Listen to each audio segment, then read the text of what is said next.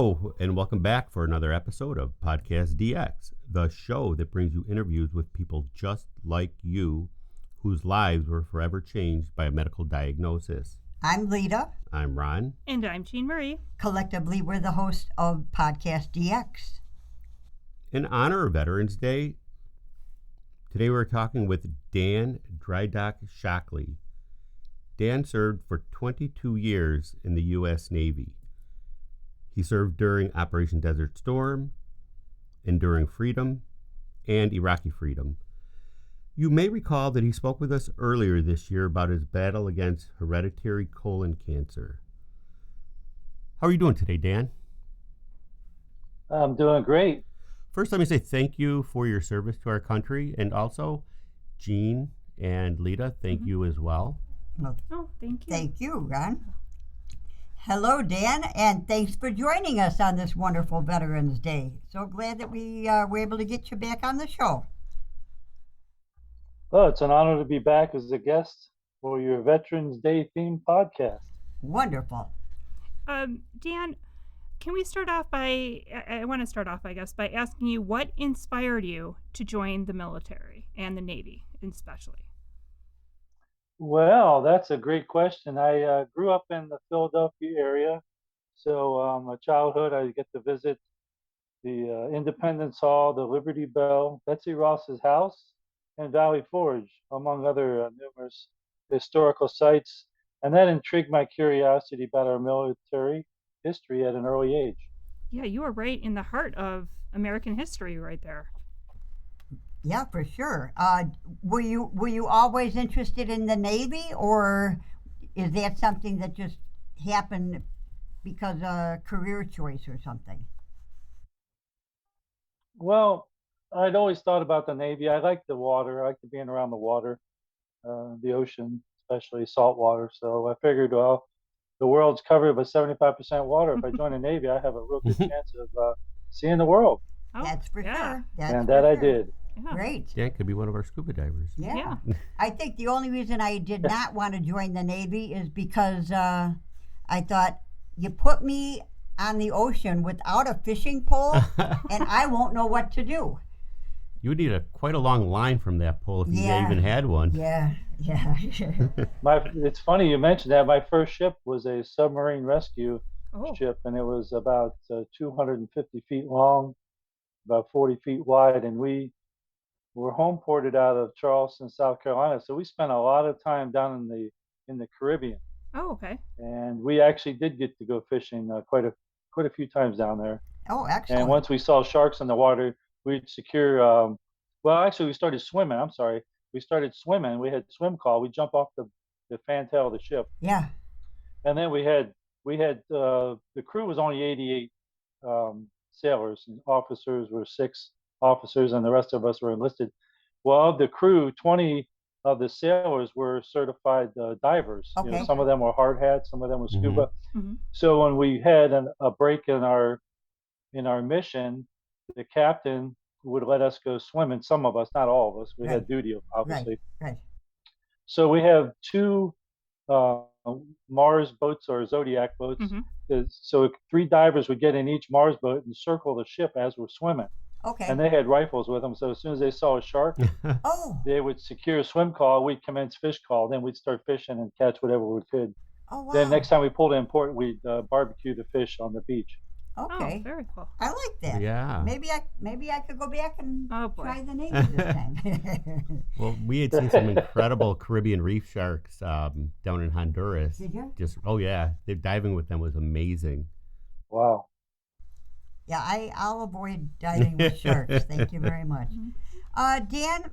Yeah, I just like to stay on the surface myself. Yes, me too. Recent studies have shown that most men, in particular, do not get the recommended regular preventative medical examinations. Do you feel that retired military personnel are more likely to get their routine exams? You know, I tend to believe our military experience attributes to taking preventative measures, which for me transitions into my civilian life. So you think that does help maybe because we're so Yeah, used to it. absolutely. Yeah, we're so used to it. I mean, they made it seem like it was just the The right thing next to best do. thing to sliced bread. You know, everybody goes for their vaccines. Everybody goes for dental. Everybody goes for preventative to make sure that you're ready to deploy. Right. Absolutely. And it also ties in with our operational readiness of our equipment, our systems on the ship. We have to do maintenance on those. So we have a schedule for that. And then, of course, in medical, our examinations and dental examinations, that's on an annual basis unless there's reasons to get seen sooner. Right. But to me, that all just, it's a smooth transition for me right into to civilian life. I Right. just carried the same mindset. Good. Good. It set the stage for a healthy life. Good. Well, I guess kind of answers the next question I had about your military service, how it influences now how you approach life. Yeah, yeah. The annual examinations were part of my life, and then for me, that I receive regular medical examinations at my local VA medical center. Okay. And is that convenient for you? Is it within, driving distance? Yeah, absolutely. Okay. Yeah, it's not too far away. I mean, I go to Mather VA, which is in East Sacramento. It's part of the Northern California VA healthcare system, Mm-hmm. Okay. Okay. and I'm about 20, I think about 27 miles away from it, but it's close and it's convenient. Now, that being said, that's for my primary care doctor Right. and my ophthalmology examinations. Now, for my GI related surveillance, which we'll talk about in a little bit here, that's all performed down in Palo Alto VA Medical Center. My routine surveillance is very unique, Mm-hmm. and it requires the director of the GI clinic in Palo Alto VA Okay. Medical Center to perform my endoscopic procedures. Oh, Okay. okay. Okay. So you need it. Yeah. Specialty Specialized care. care. Yeah. Right. But And what? Yes, absolutely.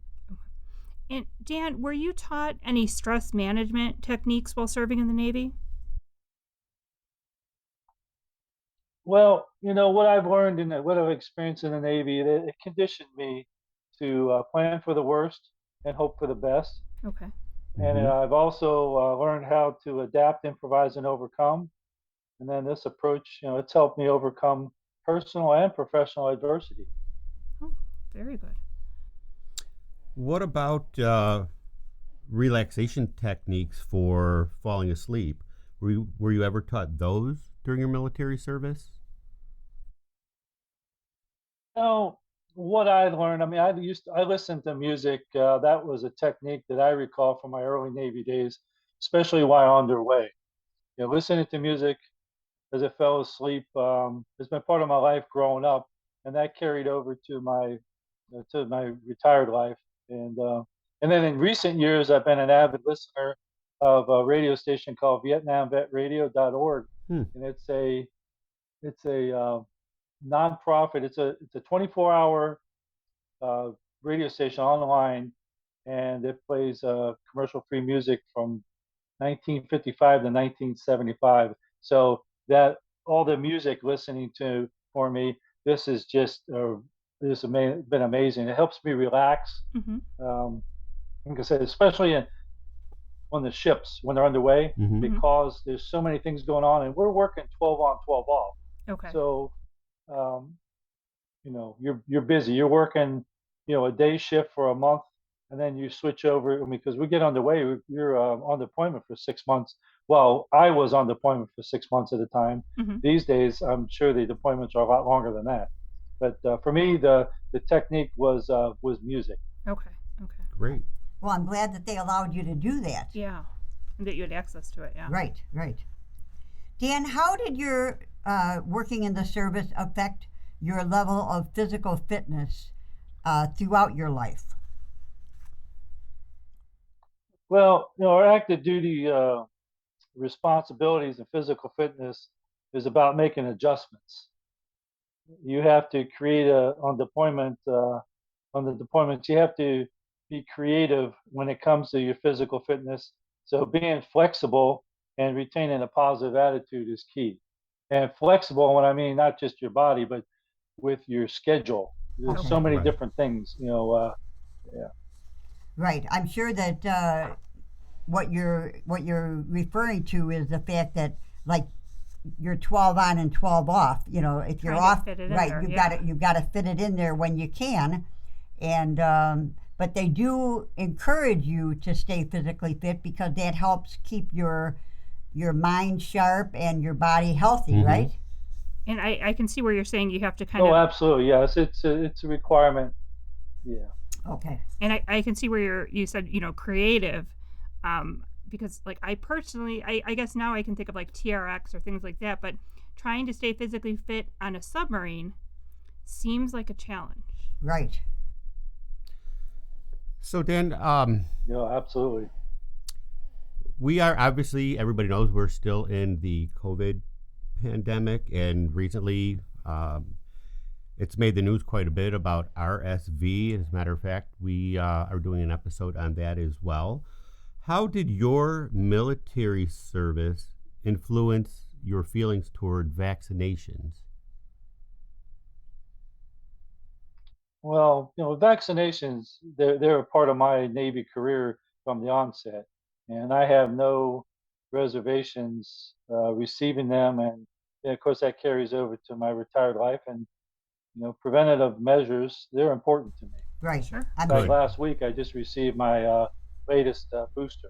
Oh, good. Okay. Good. Did you get the Omicron booster? Yeah, that one I got Okay. earlier this year. I go Okay. every Okay. 6 months and Okay. Oh. All right. get Good. the Oh. Good. boosters. So Good. whatever the lineup is, I just go in Latest and there and greatest. Yeah. Right. let Well, them good. update my card. Yep. Right. Yep. Yep. And Dan, how did your time serving overseas influence your approach to working in a group? Wow. Yeah, teamwork I learned is a very important piece to completing each mission. In preparation for each deployment, we receive extensive training on better preparing us to be diversified, and that's for that. For the teamwork, being diversified is very important to me. So, are you saying that you should be able to handle more tasks than what you're typically given? Because if a teammate falls, you have to take over that position. Is that what you're saying? Oh yeah, absolutely. You have to be flexible that way, and there's just numerous opportunities where something comes up, and multitasking. Right. That was big. We had collateral duties, and so you just have to be able to step up when you're called to do so, or if you see something, go ahead and you know make a recommendation, or just help out the team any way you can. Good advice. Yeah, that's great that has to be a great carryover in the civilian world as well. Mm-hmm. Dan, have you received any treatments for PTSD? Well, during my VA intake, when I retired back in 2003, Mm-hmm. I was screened for PTSD, and I didn't show any signs. Okay. Okay. And I'm sure that was at the VA hospital. Dan, what surprised you the most about the VA healthcare system? The My personal experience, the attention to detail during my medical examinations for my service-connected medical conditions, as well as preventative screening, such as colorectal cancer. Mm-hmm. In 2012, I received my first and only colonoscopy, and I was 51 years old. That was a regular schedule. The results revealed 100 polyps embedded throughout my colon, rectum, and anus. My GI doctor, bless his heart, he suspected that there was an underlying issue. He immediately referred me to the certified genetic counselor at Triple Army Medical Center there in Hawaii. The VA Medical Center is on the same campus as Tripler. Okay. And so what happened is germline DNA testing was initiated, which revealed that I have the hereditary colon cancer syndrome known as attenuated familial adenomatous polyposis. Now, I know that's a mouthful, it's a lot Yeah. to digest. Right. We just use the acronym AFAP. And Okay. of course, sense of humor. You have to have humor. Yeah. Mm. That Yeah. helps along. Yeah. So, shortly after my diagnosis, I underwent successful total proctocolectomy surgery. Now, what that means is they removed my colon, rectum, and anus, and I'm outfitted with an ostomy. Hmm. And what that is, the reason that is, was the surgery was performed is because any of those polyps left unattended Hmm. have a 100% chance of developing the colon cancer. Oh, wow. Oh, So wow. I had educated myself that this mutation was significant to where it was in the best practice of medicine to have this surgery Hmm. to prevent the mutation from metastasizing in other organs. Okay. And then as a result of this mutation, annually I undergo endoscopic surveillance of my stomach and small intestine, which is directly related to my AFAP diagnosis. Okay. Now in 2020, Hmm. the routine endoscopic surveillance, it revealed a 3 centimeter adenoma in the beginning of my small intestine. Oh, that had to My be GI scary. doctor at Palo Alto, well, the thing is, I'm prepared. I'm going to plan for the Hmm. worst, hope for the best. Hmm. Right. And my GI doctor, Palo Alto VA Medical Center, he recommended that I consider an invasive surgery to spare my pancreas. So this meant that I would need to have a referral to Stanford University Hospital, which it was approved, and I underwent a surgery known as a pancreas sparing duodenectomy resection, um, and that was successfully performed in April of 2021. Now, what that means in layman's terms, they removed approximately 60 centimeters of the beginning of my small intestine because the 3 centimeter adenoma was halfway in that 60 centimeter section. The surgeon, he he redid the bile ducts to my pancreas, Okay. and he Wow. also removed my gallbladder. Okay. So what this means, and I still have to go through routine surveillance. I think we're going to go every 2 years now. And Oh. and by the way, I'm a patient at Stanford University Hospital Hmm. for the rest of my life. I Okay. have Oh. to see my surgeon. Um, he's one of the nation's leading pancreatic cancer surgeons. Now, keep in mind, I I did not have pancreatic cancer. Hmm. However, if the mutation, that adenoma, would have continued to metastasize, Yeah. Hmm. I would have had a very good chance of getting, or being diagnosed with pancreatic cancer. So it's all preventative. Goes Hmm. back to the preventative measures, you Sure. know. And then so I'm thankful that I have a great medical team, that helped me along the way, and I continue to educate myself. So I actually know so much about my condition that I carry I carry a binder with me everywhere in the medical community. It's like 60 some pages, double sided now, Wow. of all my history, Hmm. and so we have good conversations with a lot of my medical professionals. Yes. That's Very actually good important. advice for everybody. Right. Yeah. Very And important. yeah, they should bring you in to talk with medical students to give them a more in-depth view of things. Well, that's interesting you mentioned that. I am a virtual international live case presentation for numerous platforms, Rutgers University, NORD's Students for Rare Disease, Hmm. the University of Texas Health Center. I'm a live case presentation for their GI students in the third year residency. There's approximately 200 that attend that.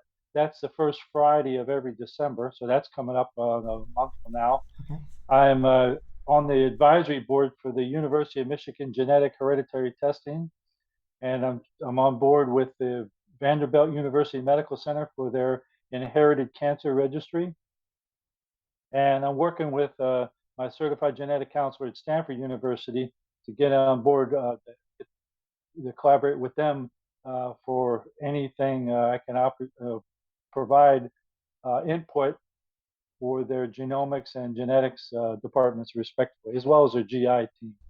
Wow. So you have been a ongoing person. You've been your service has continued on. So Right. even though you're a military veteran, you're continuing to serve and support and help others through all of this work that you're doing as well, which is just fantastic. Thank you Right, for that as right. well. Amazing. Yeah.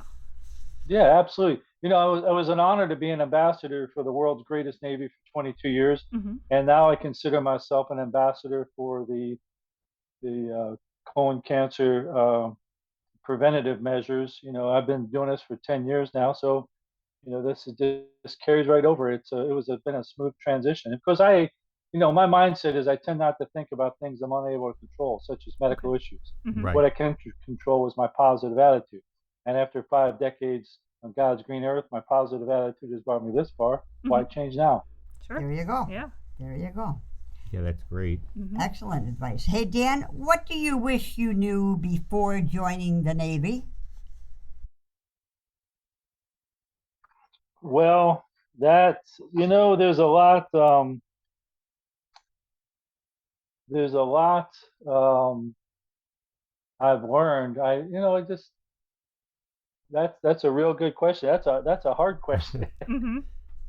Like if But you had Like, do you it- wish you knew that? yeah, if you knew something before you joined the Navy, you might have done something a little different. Or it may have made things easier. right, advice for up and coming plebes, Are they called? Well, plebes? yeah, that's for the Naval Academy side. Okay, I was gonna say, I was I on the never- enlisted side, so Okay. that's a whole different world. Okay. Oh, okay. No, I mean, I just no,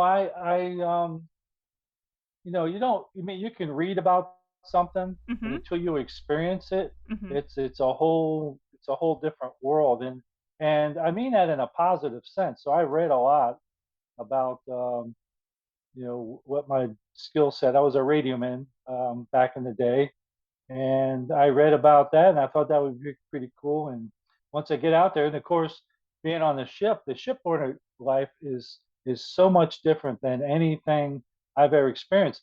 Now, which is an interesting segue because of this conversation, because on the ships we have each office is called a compartment, Okay. and what we had to do is in damage control is you had to confine, whether it's a flooding or fire. So we had to do compartmentalization. Well, I do that we learned to do that in our life, and I do that. I'm very good at that. Hmm. Compartmentalize things. Mhm. Right, right. So, but I didn't know anything about that at the time. But until you get in there, and it was a very positive experience. I mean, there was a lot of learning that went on for the 7 different ships I was assigned to. 3 of them deployed to the Persian Gulf, and yeah, I just but you try to read as much as you can about it, and then ask lots of questions to into veterans. But everyone's going to have a different. They're going to accept things, differently. Sure. And I learned a very valuable lesson in life. We have 2 choices: we can react, or we can respond. Now, by responding, I gather information so I can make a logical, intelligent decision. Mhm. Versus by reacting, you kind of shoot from the hip, and you make a rash decision that you may later regret. Sure. So, I mean, that's. That's very good Absolutely. advice. I hope Yeah. that helps. Oh yes, yeah, for sure. absolutely. Thank you. And Dan, how has being a war veteran changed how you approach daily challenges? Well, be ever vigilant. Always, thinking about that. Preventive preparation is also key, and don't take anything for granted. And the ability to adapt, improvise, and overcome Hmm. um, in hopes of overcoming personal and professional adversity. That's also very important that I've learned through my military experience. Yeah, that's Amazing advice. definitely good Yeah. advice. Hmm. And how have your experiences changed how you view risk and safety now. Well, I try to be aware of my surroundings, and I minimize taking unnecessary risks. I mean, just short and sweet. Yeah. Well, again, again, good advice. Yes. Common sense. Well, yeah, but it's not common enough sense, of but that. you don't. Not enough of that running around. It's stuff that you don't think of. Yeah. Right, right. So we are going to look forward to the Dan Dry Dock Shockley, book of daily advice. Yes, common sense every day. Yeah, a wonderful common sense thing to do, and get you through the day. Dan, what helps you keep stress and anger in check?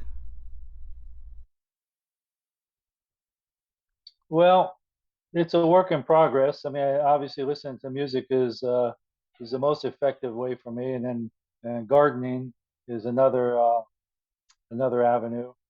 Fortunately, where I'm at, we can have spring, summer crops, and we can also have winter crops. So Oh, that's been really, um, kind of like back to nature kind of thing. I Mhm, like that. I mhm. like I that. enjoy that. Right, right.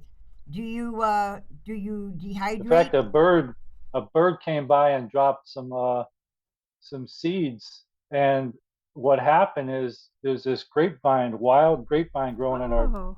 on our side lot Mm-hmm. that is listed as a desert grape, Oh. and or some other terms it's called a coyote grape. Okay. Okay. Now, I have never seen this type of grape.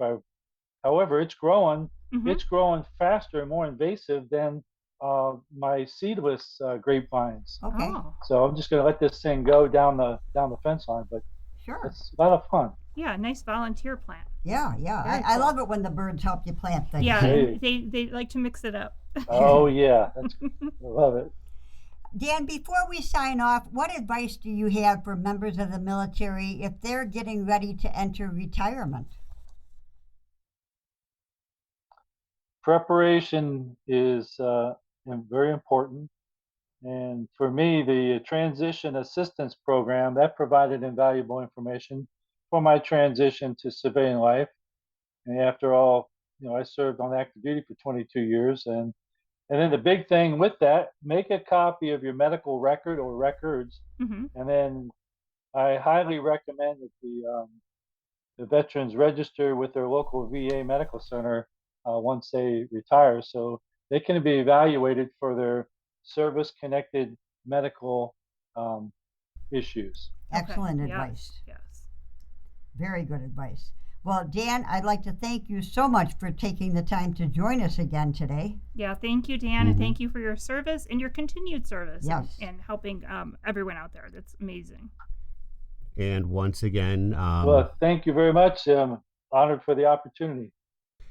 and again, as I'm probably the only non-military person here, thank you again for your service, and also for joining us today. And lastly, what can you say? How can our listeners learn more about Dan Dry Dock Shockley? Is there anything you? Well, that's a great question. Yeah, I'm on LinkedIn Okay. under Dan Dry Dock Shockley, Okay. and then Twitter. My handle is Dry Shockley. They That was assigned. I don't know how that happened, but Oh, so yeah, Dan Dry Dock Shockley on LinkedIn, okay. and Twitter is Dry Shockley, and those are my two main platforms Okay. that I utilize, and it's mostly for my being a live case presentation Mm-hmm. Right. Right. internationally. So that's what I use it for. Just to get the word out there, to be a source of inspiration and encouragement for those, who hear or read about my journey. Mm-hmm. Right. Excellent. Yeah, And thank you for that. we definitely need more people like you that are open and giving and understanding Positive. that Yeah. that knowledge is power, Mhm. and those yearly exams make so much of a difference in our lives, don't they? Absolutely, yeah. And I'm a very giving person. I mean, I've given my gallbladder to medical science, my colon, my rectum, my anus. Yeah. I'm a very giving person. Yes, you But you gotta are. have a sense of humor. Oh, yeah. And by the way, so the acronym AFAP, Yeah. Mm-hmm. I took a positive spin on this bleak diagnosis, and I created a mantra: always forge ahead with a purpose. Oh, Yeah. If you take the first letters of each of those words, Sure. Yes. and I like that. that was an epiphany. That just I woke up in the middle of the night, about a year after my surgery, um, and the first two words on my mind were forge ahead. hmm And I said, well, forge ahead. That's good, but forge ahead what? Forge ahead with a purpose. And I said, well, that's FAP. And FAP is a um, is a mutation. It's it's how do I describe this? That is a more common diagnosis hmm now. Because of my age of 51, I had attenuated FAP, which is a subvariant of FAP. Okay. So that being said, I wanted to create an acronym. I thought it'd be nice to create a mantra based on that acronym. hmm So I said, well, what am I always doing? I'm always forging ahead with purpose, and that's how that happened.